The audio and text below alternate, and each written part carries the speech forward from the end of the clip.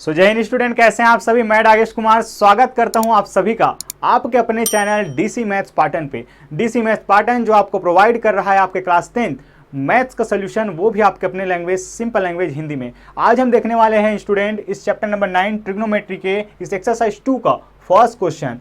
पिछले video lecture में हमने बात किया था कि इसको कैसे बनाना है। आप देख पा रहे हो स्टूडेंट कि ये क्या है, एक ट्रिग्नोमेट्रिकल रेशियो का जो है इक्वेशन है। क्या है, त्रिकोणमितीय अनुपातों से संबंधित ये एक क्या दिया गया है, आपको इक्वेशन दिया गया है, समीकरण दिया गया। और समीकरण हल करना तो हमें आता है, और कैसे हल करना है, क्या क्या फॉर्मूले हमें यूज करना है, हमने पिछले वीडियो लेक्चर्स में बात किए हैं स्टूडेंट। अगर आपने नहीं देखा है तो प्लीज जाइए उसको देख लीजिएगा, अगर आपको अच्छे से करना है तो। क्योंकि मैंने वहां पे बताया कि ऐसा कौन सा पैटर्न है जो आपको 6 मार्क्स के लिए पूछा जाता है, और वही पैटर्न यहाँ पे स्टूडेंट, ये 5 क्वेश्चन यहाँ पे आपको मिलने वाले हैं इस चैप्टर में, इस एक्सरसाइज में। तो एक क्वेश्चन ऐसा होगा जो पिछले ईयर या 2022 में पूछा गया है स्टूडेंट, याद रखिएगा। चलिए, तो अब देखते हैं यहाँ पे कि इसको हमें सॉल्व कैसे करना है।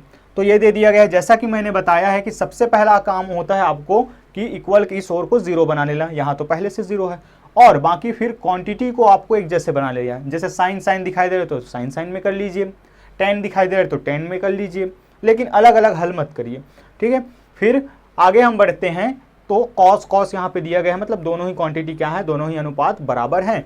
तो अब क्या कर लेना है आपको, सिंपल सा है, यहाँ से कॉमन ले लेना है। तो जब आप कॉमन लेंगे तो क्या हो जाएगा, यहाँ से कॉस बाहर हो जाएगा, तो कॉस थीटा बाहर, यहाँ पे बच जाएगा स्टूडेंट आपका, सॉरी 2 बाहर नहीं, कॉस थीटा बाहर, तो यहाँ पे बच जाएगा आपका 2 कॉस थीटा, और यहाँ पे बच जाएगा √3, बस इतना ही बचेगा, और इक्वल में 0 चल ही रहा है। बिल्कुल सिंपल सा है। अब ये तो गुणनखंड का रूप है, ये तो गुणनखंड का रूप है, तो एक बार मैं इसको 0 के इक्वल रख दूंगा और एक बार 0 के इक्वल इसको रख दूंगा, तो आपके पास थीटा का वैल्यू आ जाएगा। आइए देखते हैं कैसे करना है। अतः क्या cos theta is equal to 0, तो cos theta is equal to 0, तो हमने बात किया था स्टूडेंट की आपको याद करना है, और याद नहीं आपको समझना है, और समझने का मैंने तरीका भी बताया था। कौन से वीडियो लेक्चर नंबर में, वीडियो लेक्चर नंबर 8 में मैंने आपको समझाया स्टूडेंट। सो जाइए और देख लीजिए उसको, तो यहाँ आपसे बहुत ही सरलता से बन जाएगा कि कॉस थीटा का मान मुझे चाहिए, मतलब कि थीटा का मान मुझे चाहिए। तो इस 0 को क्या मैं कॉस के किसी वैल्यू में लिख सकता हूँ? तो आप कहेंगे सर कॉस 90 डिग्री का मान जो होता है वो 0 होता है, तो इस तरीके से मैं इस 0 का मान क्या लिख सकता हूँ, मैं लिख सकता हूँ स्टूडेंट क्या, कि कॉस थीटा, और 0 को मैं लिख सकता हूँ कॉस 90 डिग्री। इस तरीके से अगर दोनों की ओर तुलना करें तो कॉस से कॉस कैंसल, मतलब कि कॉमन टर्म, और थीटा के जगह पे यहाँ 90, मतलब कि थीटा का वैल्यू कितना है, देयरफॉर थीटा का एक वैल्यू आ गया आपके पास कितना, 90 डिग्री। इसी प्रकार आपको क्या करना है, तथा इस पूरे को आप जब रखते हैं 0 के इक्वल, तो ये इस तरीके से बनेगा। और आगे अगर मैं सॉल्व करूं तो यहाँ से क्या हो जाएगा स्टूडेंट, यहाँ से 2 cos थीटा रहने दीजिए, और -√3 जब इधर जाएगा तो क्या हो जाएगा, +√3, मतलब कि ये रहा √3। अब आगे जब मैं देखता हूँ तो ये 2 जब इधर जाएगा, क्योंकि मुझे cos थीटा मतलब कि थीटा का मान चाहिए, 2 लगा हुआ है, तो 2 को भी अगर उधर ट्रांसफर करेंगे तो क्या हो जाएगा, ये हो जाएगा cos theta is equal to √3/2। अब फिर से आप जानते हैं √3/2 cos थीटा के टर्म में अगर हमें चाहूँ cos थीटा के लिए मान, थीटा का मान कितना होगा उसमें, तो ये होता है स्टूडेंट आपका cos theta is equal to cos 30 degree. cos 30 degree कैसे पता किए, क्योंकि cos sin 60 के लिए क्या होता है, √3/2 का वैल्यू 60 डिग्री होता है साइन के लिए। तो जस्ट उल्टा बताया था मैंने कि पूंछ पकड़ के क्या कर दीजिए, आप उल्टा कर दीजिए, तो पीछे से क्या हो जाएगा, cos के लिए लिखना स्टार्ट करते हैं, तो 30 डिग्री के लिए क्या होगा, ये cos √3/2 का मान 30 डिग्री होगा। तो थीटा का मान इस तरीके से, therefore theta is equal to कितना, 30 डिग्री। अब 30 डिग्री और 90 डिग्री दो वैल्यू आए हैं, आपको लिखना कैसे है, अतः थीटा का मान 30 अंश व 90 अंश है। आइए एक बार मैच कर लेते हैं स्टूडेंट, क्या हम सही बनाए हैं, एक बार ज़रा मैच कर लेते हैं क्या हम सही बनाए हैं। प्रश्नावली 2 क्वेश्चन नंबर 30, 30 और 90 बिल्कुल सही बनाए हैं हम स्टूडेंट। चलिए आगे बढ़ते हैं, और एक बहुत ही ज़्यादा इंपॉर्टेंट क्वेश्चन जो कि आपके एग्ज़ाम के में आने के लायक या पूछने के लायक स्टूडेंट, बड़े ही ध्यान से हम उसको समझते हैं। चलिए, तो ये रहा क्वेश्चन नंबर 2 स्टूडेंट, बहुत ही ज़्यादा इंपॉर्टेंट और बहुत ही आपको ध्यान से इसको समझना है। इस पैटर्न का एक क्वेश्चन हमने एग्जाम्पल में किया है, एग्जाम्पल नंबर 10। चाहे तो आप उसको अगर देखे होंगे तो बड़े ही आसानी से ये बन जाएगा। मैं पहले से ही स्टार मार्क लगा दूंगा आपके लिए, आप भी इसको ज़रा अच्छे से नोट कर लीजिएगा स्टूडेंट। चलिए समझते हैं फिर से वही पॉइंट। पहला काम हमारा क्या है कि इक्वल की इस ओर को 0 बनाना, और दूसरा काम है कि ये जो अलग अलग क्वांटिटी या रेशियो दिख रहे हैं, अनुपात दिख रहे हैं, त्रिकोणमितीय अनुपात, उनको क्या करना, एक जैसे कर लेना। अब सवाल आता है कि क्या हम इसको कॉस में चेंज करें या साइन में चेंज करें। अब आपको देखकर ही समझ जाना है स्टूडेंट कि जैसे ही आपने देखा कि साइन स्क्वायर थीटा, तो साइन स्क्वायर थीटा मतलब कि हम जानते हैं एक सर्वसमीका sine square theta plus cos square theta is equal to 1। तो यहाँ से मैं साइन स्क्वायर थीटा का मान कॉस के फॉर्म में ला सकता हूँ बड़े ही आसानी से। तो मेरा काम क्या रहेगा कि इसको कॉस में चेंज करना। लेकिन वहीं अगर मैं बात करूं कॉस को साइन के टर्म में चेंज करना, तो इसी सर्वसमीका से जब आप चेंज करेंगे तो आपको पास जो वैल्यू आएगा वो कैसे आएगा, रूट वाले आएगा। तो रूट वाले को सॉल्व करना फिर कठिन होता है, और बोर्ड एग्जाम में आपके पास इतना टाइम नहीं है कि आप क्या करेंगे कि रूट को सॉल्व करते बैठे रहें। तो मैं यही कहना चाहूँगा कि आप सरल से सरल विधि को अपनाएं। भले ही आप अपने नोटबुक में है ना अलग अलग तरीके से सॉल्व करें, लेकिन आप एक जो मेथड है उसको फॉलो करेंगे स्टूडेंट, बोर्ड एग्जाम के पॉइंट ऑफ व्यू से या अपने होम एग्जाम के पॉइंट ऑफ व्यू से। तो चलिए आगे बढ़ते हैं, सॉल्व करते हैं इसको। तो कैसे सॉल्व होगा, ये 0 बना लेते हैं इसको। तो ये हो जाएगा आपका 2, ये गिवन डेटा है, आपको लिखना है ना, गिवन दिया है करके। चलिए, sine square theta minus cos theta minus 1 equal to 0। चलिए, अब इसको मैं क्या लिख सकता हूँ, इसको मैं लिख सकता हूँ साइन स्क्वायर थीटा को 1 minus cos square theta bracket close, फिर cos theta minus 1 equal to 0। कहाँ से लिखा हमने, वो रीज़न ज़रूर बताएंगे स्टूडेंट इसमें कि आपने कैसे लिखा आखिर इसको। तो हम जानते हैं क्या कि sine square theta is equal to हम लिख सकते हैं 1 माइनस कॉस स्क्वायर थीटा, सर्वसमीका नंबर 1 से। चलिए, अब अंदर इसका अगर मल्टीप्लिकेशन करते हैं 2 का, तो 2 minus 2 cos square theta minus cos theta minus 1 equal to 0, ये आ गया। अब ज़रा इसको क्या करते हैं हम, ये घात 2 वाला, ये घात 1 वाला, और इसमें कोई घात नहीं, मतलब कि घात 0 है मान के चलिए। तो इसको हम क्या कर लेते हैं, डिक्रीजिंग ऑर्डर में ऐसे अरेंज कर लेते हैं। तो क्या हो जाएगा यहाँ से, ये हो जाएगा माइनस 2 कॉस स्क्वायर थीटा, फिर आ जाएगा आपके पास माइनस कॉस थीटा, और ये हो जाएगा +2 माइनस 1, या डायरेक्ट हम +2 माइनस 1 को क्या लिख सकते हैं, +1। दोनों को अगर है ना जोड़ेंगे और घटाएंगे तो क्या हो जाएगा, यहाँ पे माइनस +1 आ गया है। चलिए, अब यहाँ पे माइनस दिखाई दे रहा है स्टूडेंट, तो क्यों ना हम माइनस को कॉमन ले लें। जब माइनस कॉमन आएगा तो क्या हो जाएगा, ये माइनस, फिर यहाँ पे हो जाएगा 2 कॉस स्क्वायर थीटा, और ये माइनस जब बाहर जाएगा तो छोड़ जाएगा अपना प्लस। ये प्लस जब बाहर जाएगा तो क्या हो जाएगा, वो माइनस छोड़ के जाएगा साथ में, ताकि जब वापस आए अगर हम वापस ले जाएं तो यहाँ प्लस हमें मिले, क्योंकि प्लस माइनस और माइनस प्लस होता है। तो ये रहा इस तरीके से। ये माइनस साइन अगर मैं इधर ट्रांसफ़र करता हूँ तो 0 तो ना तो माइनस होता है ना ही प्लस, तो क्या हो जाएगा, ये इस तरीके से आपको जो इक्वेशन मिलेगा वो कुछ इस तरीके से मिलेगा। यही मेन है स्टूडेंट यहाँ पे आपका, कि जैसे ही ये इक्वेशन बना, कौन सा इक्वेशन है, कौन सा इक्वेशन है, अगर आप पहले से जानते हैं तो कमेंट में बताइएगा ज़रूर कि ये कौन सा इक्वेशन बना। नहीं जानते हैं तो भी आप ज़रा ध्यान से आप सुनिए कि ये है स्क्वायर है। अगर मैं इसको a मान लूँ तो a का स्क्वायर, ये कॉस थीटा को अगर मैं a मानता हूँ तो ये a का स्क्वायर, ये a और ये -1, तो क्या हो गया 2a square minus plus a minus 1, मतलब कि एक द्विघातीय समीकरण बन गया, एक क्वाड्रेटिक इक्वेशन, और उसको सॉल्व करना आता है आपको। बड़ा ही आसानी से ये सॉल्व होने वाला है स्टूडेंट। कैसे सॉल्व करेंगे इसको, द्विघात समीकरण को सॉल्व करने के 3 मेथड है आपके पास, चैप्टर नंबर 3 में हमने पढ़ा है। इसको हम सॉल्व कर लेते हैं मध्य पद को तोड़कर, बड़े ही आसानी से उससे सॉल्व हो जाता है। तो यहाँ पे हम सॉल्व करने वाले हैं अब इसको, क्या कि 2 cos square theta, 2 cos square theta, कोई चीज़ मिसिंग नहीं है, बिल्कुल नहीं है। चलिए, 2 कॉस स्क्वायर थीटा प्लस हम जानते हैं a इंटू सी करने पर कितना आ रहा है, -2। तो -2 को हम कैसे मल्टीप्लाई करें या आपस में क्या करें, उन दो फैक्टर्स को फाइंड करना है कि उनको मल्टीप्लाई करने पर तो क्या है, हमें -2 मिले, लेकिन उनको ऐड या सब्ट्रैक्ट करने पर क्या मिले, हमें मिले मिडिल टर्म, मतलब कि 1। चलिए, तो मैं इसको लिख देता हूँ 2 कॉस थीटा और minus cos theta, -1 equal to 0।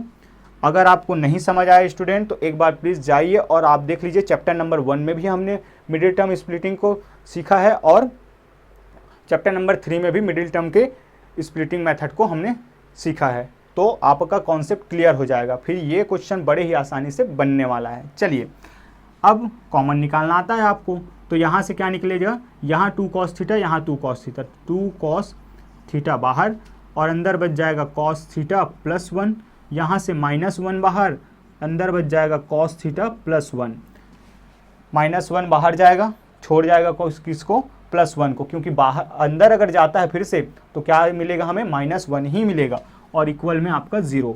चलिए इस तरीके से हमें मिल गया क्या कि अगर इन दोनों टर्म्स को देखें हम तो यहाँ भी cos थीटा +1, यहाँ भी cos थीटा +1, तो ये हो जाएगा बाहर cos थीटा +1 बाहर, यहाँ पे बच जाएगा स्टूडेंट आपका 2 cos थीटा -1, ये बच जाएगा आपका 2 cos थीटा -1। चलिए अब आगे जब हम इसको सॉल्व करते हैं तो फिर से वही गुणनखंड रूप में आ चुका है, तो एक बार इसको 0 के इक्वल और एक बार इसको 0 के इक्वल, तो हमारे पास क्या आ जाएगा, थीटा के वैल्यू आ जाएगा। अतः क्या कर सकते हैं हम, cos theta +1 equal to 0, cos theta +1 equal to 0। यहाँ से आप देख सकते हैं student cos theta is equal to +1 इधर जाएगा तो क्या हो जाएगा, -1, और -1 यहाँ अलाउ नहीं है, नेगेटिव आपको अलाउ नहीं है स्टूडेंट, क्योंकि आपको जो क्वेश्चन है उसने साफ साफ कहा है कि जो थीटा का मान है वो किससे बड़ा या इक्वल होगा, 0 डिग्री के और 90 डिग्री के बराबर हो सकता है या फिर छोटा, लेकिन बड़ा नहीं हो सकता। और ये जो नेगेटिव है वो किसको शो करता है कि आपका जो वैल्यू है वो किससे ज़्यादा हो रहा है, 90 डिग्री से ज़्यादा हो रहा है। आपको फर्स्ट क्वाड्रेंट में ही चीज़ों को पढ़ना है, क्लास 10th में फर्स्ट क्वाड्रेंट में ही पढ़ना है। क्लास 11th में अगर मैथ में जाते हैं आप तो बिल्कुल आप पढ़ेंगे आपके इसके चारों चतुर्थांशों के बारे में। चलिए तो लिखेंगे कैसे कि चूँकि जो थीटा का मान है वो बड़ा होगा 0 डिग्री के, या तो बराबर होगा या तो छोटा होगा या बराबर होगा 90 डिग्री के, इसलिए ऋणात्मक मान को क्या करने पर, छोड़ने पर या त्यागने पर, छोड़ने पर तथा अब एक तो बचा हुआ है, इसको ज़रा इक्वल करते हैं 0 के, तो क्या हो जाएगा 2 cos थीटा -1 इक्वल टू 0। यहाँ से क्या हो जाएगा फिर 2 cos थीटा इक्वल टू 1 हो जाएगा, ये +1 बन जाएगा उधर जाके, और cos theta is equal to 1/2, और 1/2 का वैल्यू आप जानते हैं, cos के फॉर्म में क्या लिख सकता हूँ मैं, इसको मैं लिख सकता हूँ cos 60 डिग्री, cos 60 डिग्री, तो cos इधर भी, तो दोनों का अगर तुलना करते हैं तो थीटा का मान आपका आता है 60 डिग्री आ जाता है। स्टूडेंट आपको फिर आंसर लिखने का तरीका पता है कि अतः थीटा का मान क्या प्राप्त हुआ, 60 अंश प्राप्त हुआ, इस तरीके से आपको लिखना है। सो चलिए स्टूडेंट बढ़ते हैं आगे और देखते हैं आगे के क्वेश्चन को। सो चलिए स्टूडेंट देखते हैं इस थर्ड नंबर क्वेश्चन को। थर्ड नंबर क्वेश्चन में आपको मिल रहा है 3tan square theta is equal to 2 sec square theta +1। बहुत ही आसानी से बनने वाला ये क्वेश्चन है। इस चैप्टर में अगर देखा जाए तो यहाँ से जो 5 क्वेश्चन है उसमें से कुछ ही क्वेश्चन इंपॉर्टेंट है स्टूडेंट, बाकी सब आपके प्रैक्टिस के लिए आप यूज़ करिए, लेकिन कुछ क्वेश्चन के पैटर्न ऐसे हैं जिनको आपको अच्छे से करना है। तो चलिए इसको हम कैसे करने वाले हैं तो आप देख के ही समझ जाएंगे स्टूडेंट। यहाँ पे tan स्क्वायर थीटा, यहाँ पे sec स्क्वायर थीटा है, और आप जानते हैं कि इसमें दोनों में एक रिलेशन होता है सर्वसमी का, क्या होता है 1 + tan square theta is equal to sec square theta. तो इस तरह से अगर मैं देखूँ कि इस पक्ष को अगर मुझे क्या बनाना है, 0 बनाना है, तो मैं क्या करता हूँ, साथ ही साथ इसको मैं क्या कर लेता हूँ, इसमें tan के फॉर्म में लिख लेता हूँ। कैसे करना है इसको, चलिए देखते हैं हम। tan स्क्वायर थीटा, यहाँ से मैं लिख सकता हूँ इसको 2, और ये हो जाएगा आपका 1 + tan स्क्वायर थीटा +1। कहाँ से, क्योंकि हम जानते हैं कि 1 + tan स्क्वायर थीटा सर्वसमी का क्रमांक 2 से, ये होता है आपका sec स्क्वायर थीटा के बराबर, sec स्क्वायर थीटा के बराबर। तो चलिए आगे सॉल्व करते हैं स्टूडेंट। ये हो जाएगा आपका 3 tan square theta equal to 2 + 2 tan square theta +1। आगे हल करते हैं तो ये हो जाएगा 3 tan square theta is equal to 2 + 3 हो जाएगा, और या तो इधर अगर हम ट्रांसफ़र कर लें पूरा अगर हम ट्रांसफ़र कर लेते हैं तो क्या आ जाएगा आपके पास आ जाएगा इधर -2 tan स्क्वायर थीटा, और इधर रखते हैं इससे 3 को, इस 3 को उधर ही रहने देते हैं। तो फिर यहाँ पे क्या हो जाएगा, यहाँ पे मिल जाएगा आपका tan स्क्वायर थीटा होगा 3 tan स्क्वायर थीटा और -2 tan स्क्वायर थीटा, तो 3 - 2 1, तो tan square theta is equal to क्या हो जाएगा 3। ये मिल गया स्टूडेंट। अब आप जानते हैं कि इधर से अगर मैं स्क्वायर को हटाना चाहूँगा तो इधर क्या लग जाएगा, स्क्वायर रूट लग जाएगा। क्या पता है आपको? नहीं पता तो आप क्या कर सकते हैं, दोनों पक्षों में वर्गमूल लेने पर आप इस तरीके से लिख लीजिए। फिर आप जानते हैं कि स्क्वायर और वर्गमूल आपस में क्या होते हैं, एक दूसरे के विपरीत होते हैं, तो एक दूसरे को कैंसिल कर देंगे और इधर बच जाएगा क्या आपका, केवल वर्गमूल। चलिए मैं आपको बना के दिखा देता हूँ ऐसे ही कि वर्गमूल दोनों पक्षों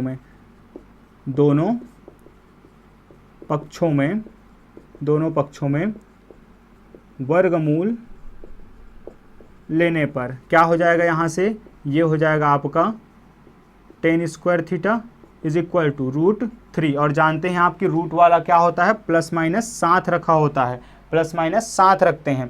तो यहाँ से क्या हो जाएगा, ये हो जाएगा आपका tan थीटा और यहाँ से हो जाएगा आपका √3, ±√3 स्टूडेंट। लेकिन ±√3 आपको लगाने की ज़रूरत नहीं है, क्यों? क्योंकि हम यहाँ पे बात करने वाले हैं किसके, केवल पॉजिटिव वैल्यू की, तो आप इसको हटा भी सकते हैं, इसमें कोई दिक्कत वाली बात नहीं है।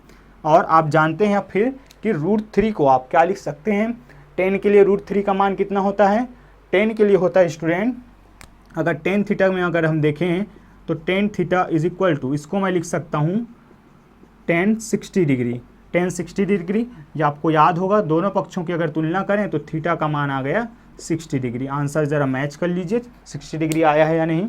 बिल्कुल स्टूडेंट 60 डिग्री हमारा आया है।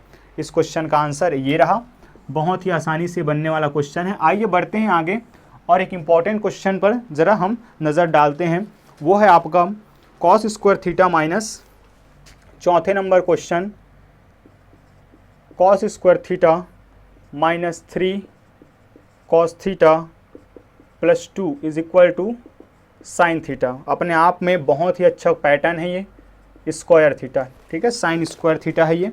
चलिए कैसे हल करेंगे, फिर से वही कि सब क्वांटिटी को पहले तो आपको क्या बना लेना है, एक जैसे बना लेना है और इक्वल की शोर को 0 बना लेना है। तो चलिए ये कैसे होगा, अब थोड़ा फास्ट हम आगे बढ़ने वाले हैं। तो ये हो जाएगा स्टूडेंट आपका cos square theta -3 cos theta +2, जब ये इधर आएगा तो क्या हो जाएगा, minus sine square theta equal to 0।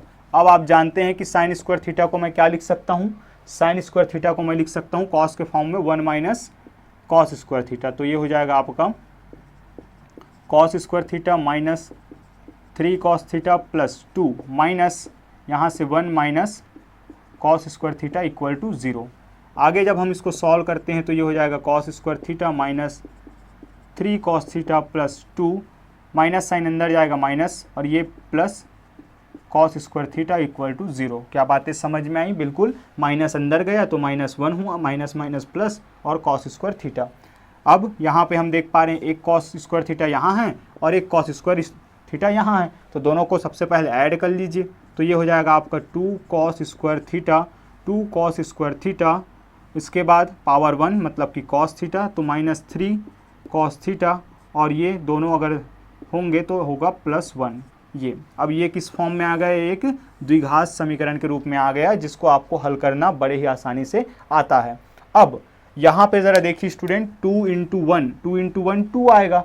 अब 2 को 2 फैक्टर्स के रूप में हमें ऐसे लिखना है कि जिनका मल्टीप्लिकेशन तो 2 आता हो, यही है मध्य पद तोड़ना, और उनका योग या घटाव क्या आना चाहिए, मध्य पद मतलब कि -3 आना चाहिए। आइए मैं थोड़ा इसको दिखाने का प्रयास करता हूँ कि क्या होगा वो, कि 1 × 2 हो रहा है क्या स्टूडेंट, 1 × 2 होगा। ये तो अजूबा हो जाएगा अगर 3 होगा तो, है ना। चलिए तो 1 × 2 क्या होगा, 2 होगा। अब 2 फैक्टर्स तो यही है, जिनको गुणा करने पर क्या आ रहा है, 2 आ रहा है। क्या इनको ऐड करने पर 3 मिलेगा? बिल्कुल मिलेगा। लेकिन हमारा मध्य पद तो क्या है, -3 है। तो क्या करिए आप, हम जानते हैं कि -1 और 2, माइनस और माइनस प्लस, तो क्या मिलेगा हमें -3, और इनको अगर मल्टीप्लाई करोगे तो आपको 2 ही मिलेगा। इसका मतलब मेरा मध्य पद किस में टूटने वाले हैं, -1 और -2 में। अब मैं क्या करने वाला हूँ, इसको मैं कुछ इस तरीके से लिख सकता हूँ कि cos स्क्वायर थीटा, इसलिए cos स्क्वायर थीटा माइनस, यहाँ पे मैं लिख सकता हूँ इसको क्या, 2 cos theta minus cos theta, ये 1 cos theta plus 1 equal to 0। फिर यहाँ से अगर हम आगे बढ़ते हैं तो यहाँ पे क्या कॉमन क्या है, 2 cos थीटा यहाँ भी है, 2 cos थीटा यहाँ भी है, तो ये हो जाएगा कॉमन 2 cos थीटा। यहाँ पे बच जाएगा आपका cos थीटा -1, यहाँ पे ये पूरा बाहर चला जाएगा तो कोई तो छूटेगा, 1 छूटेगा, ताकि जब अंदर भेजें तो फिर से हमें क्या मिल जाए, ये वाला टर्म मिल जाए। यहाँ से कॉमन क्या आ जाएगा, -1 आएगा स्टूडेंट, तो यहाँ फिर बचेगा cos थीटा -1 इक्वल टू 0। आगे जब सॉल्व करते हैं तो cos थीटा -1 यहाँ भी, cos थीटा -1 यहाँ भी, तो ये जब बाहर निकलेगा तो क्या बच जाएगा, cos थीटा -1 पहले बाहर, फिर यहाँ बचेगा अंदर में 2 cos थीटा और यहाँ -1 इक्वल टू 0। आइए अब ये फॉर्म आप जानते हैं किसका फॉर्म है, ये गुणनखंड रूप है। एक बार इसको माइनस के इक्वल 0 के इक्वल करेंगे, एक बार इसको, तो इसलिए यहाँ पे आप लिख सकते हैं cos थीटा -1 इक्वल टू 0। तो यहाँ से cos theta is equal to 1, और cos थीटा का मान 1 कब आता है, आप जानते हैं स्टूडेंट, कब आता है cos थीटा का मान 1, तो cos थीटा का मान जब 0 होता है स्टूडेंट तो आता है आपका मान 1। cos थीटा का मान जब होता है 0 डिग्री, तो इस तरीके से थीटा का मान क्या हो गया, 0 डिग्री। पहला वैल्यू आ गया 0 डिग्री, और दूसरे वैल्यू की अगर वो चलें तो ये होगा आपका cos थीटा -1 इक्वल टू 0। इस तरीके से cos theta is equal to क्या मिल जाएगा, 1/2, क्योंकि पहले 1 जाएगा तो +1 बन जाएगा, फिर 2 को जब भेजेंगे तो इधर गुना में है, इधर आके किस में हो जाएगा, भाग में हो जाएगा। तो अब फिर 1/2 का मान कितना होता है, cos theta is equal to 1/2 को मैं क्या लिख सकता हूँ, cos 60 डिग्री। तो इस तरीके से थीटा का मान आपको मिल जाएगा 60 डिग्री। आंसर लिखने का तरीका आपको पता है स्टूडेंट कि अतः थीटा का मान 0 डिग्री व 60 डिग्री या 60 अंश प्राप्त हुआ। एक बार ज़रा मैच कर लेते हैं क्या हमारा आंसर सही आया है। बिल्कुल स्टूडेंट, हमारा आंसर सही आया है। चलिए बढ़ते हैं आगे और देखते हैं हम इस एक्सरसाइज का लास्ट क्वेश्चन। अगर ये वीडियो लेक्चर लेंथी होता है स्टूडेंट तो इसको हम 2 भागों में स्प्लिट कर देंगे ताकि आप अपने क्वेश्चन के साथ आगे बढ़ सकें। सो चलिए बढ़ते हैं आगे। सो ये रहा स्टूडेंट आपका क्वेश्चन नंबर 5। तो जहाँ पे आपको ये कुछ पैटर्न दिया गया है जिसके बारे में मैंने बताया था, एग्जाम्पल नंबर 10 या 11 इस पैटर्न पे है, 11 इस पैटर्न पे है, और वहीं पे मैंने बताया था कि इस तरह के पैटर्न आपके बोर्ड एग्जाम में पूछे जाते हैं स्टूडेंट। और जहाँ तक मुझे याद आ रहा है ये वो क्वेश्चन है स्टूडेंट जो आपको 2022 में 6 मार्क के लिए पूछा गया था। इससे हम जान सकते हैं कि ये कितना इंपॉर्टेंट है। भले ही यहाँ 5 क्वेश्चन है लेकिन पाँचों बहुत ही अच्छे पैटर्न वाले हैं। तो चलिए इसको बनाना कैसे है, चलिए स्टार्ट करते हैं। बिल्कुल सिंपल सा बनाना है आपको, जैसे आप फ्रैक्शन सॉल्व करते हैं वैसे ही सॉल्व करना है, और आपको क्या करना है, आपने जो भी फॉर्मूले याद किए हैं उसको बस लगाते जाना है। तो सबसे पहला काम है आपको क्या करना है, इसका एलसीएम ले लेना। तो जब आप एलसीएम लेंगे तो क्या आ जाएगा, दोनों ही अलग अलग टर्म्स हैं तो ये क्या आ जाएंगे, एक बार आ जाएगा 1 minus sine theta into 1 plus sine theta. अब इस पूरे को अगर मैं इससे डिवाइड करूँगा तो ये वाला टर्म इससे क्या हो जाएगा, कैंसल हो जाएगा, और बचेगा क्या आपके पास 1 प्लस साइन थीटा, और कॉस थीटा से अगर मल्टीप्लाई होता है तो ये ऊपर आ जाएगा 1 plus sine theta, cos into 1 plus sine theta. अब तो सॉल्व करना आता है तो चलिए थोड़ा जल्दी से आगे बढ़ते हैं। वैसे ही जब इस पूरे टर्म को इससे हम माइनस करेंगे तो ये और ये कैंसिल हो जाएगा और आपको मिलेगा cos theta into 1 minus sine theta, और इक्वल के उस ओर चल रहा है आपका 4। चलिए सॉल्व करते हैं इधर। तो कॉस थीटा यहाँ भी, कॉस थीटा यहाँ भी, आपको साथ में चलाना नहीं है स्टूडेंट, ना तो इसको क्या करना है अंदर गुणा करना है, आपको क्या ले लेना है, उसको कॉमन ले लेना है ताकि हमारे लिए जो है आगे का रास्ता आसान हो जाए। तो यहाँ से हो जाएगा ये कॉस थीटा बाहर और अंदर बच जाएगा आपके पास 1 प्लस साइन थीटा, और वैसे तो दोनों टर्म माइनस में है तो हम स्मॉल ब्रैकेट के साथ आगे बढ़ सकते हैं। यहाँ पे बच जाएगा 1 प्लस साइन थीटा और यहाँ बचेगा 1 माइनस साइन थीटा, दोनों के बीच में प्लस का साइन है तो प्लस लगा दिए। आइए बढ़ते हैं आगे। अब यहाँ पे आप देख सकते हैं स्टूडेंट, इसको आप भली भांति जानते हैं कि a minus B, a plus B, दोनों ही टर्म सेम है, प्लस और माइनस का अलग अलग बस हो रहा है। तो ये कौन सा फॉर्मूला है, a minus B into A plus B is equal to A square minus B square. Very good, अगर आपको याद है तो चलिए क्या कर लेना है, अप्लाई कर लेते हैं। तो 1 का square minus sine square theta, तो a का स्क्वायर माइनस b का स्क्वायर, कौन सा फॉर्मूला अप्लाई किया आपने, इक्वल में 4। आप ज़रा यहाँ पे बताएंगे कि a minus B into A plus B क्या होता है आपका, A square minus B square. तो ये हमने यहाँ पे अप्लाई किया है सिंस चूँकि। चलिए अब आगे बढ़ते हैं। a1 का स्क्वायर आप जानते हैं क्या है, 1 ही लिख सकता हूँ मैं।